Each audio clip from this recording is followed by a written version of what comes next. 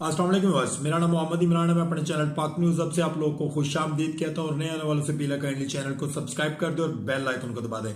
शुरू अल्लाह के नाम से जो बड़ा मेहरबान और निहायत रहम करने वाला है।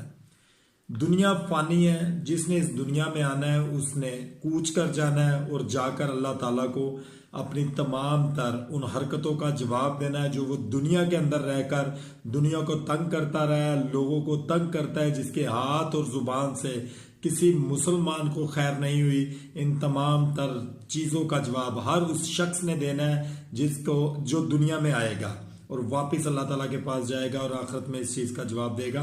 उसमें हर आम और हर खास शामिल है, उसमें हर जज और हर पॉलिटिशियन शामिल है, उसमें हर प्राइम मिनिस्टर और हर प्रेसिडेंट शामिल है। हर इंसान ने उस राया का जवाब देना है जो राया उसके अंडर में थी और उसने उनके ऊपर जुल्म सितम और बर्बरियत की।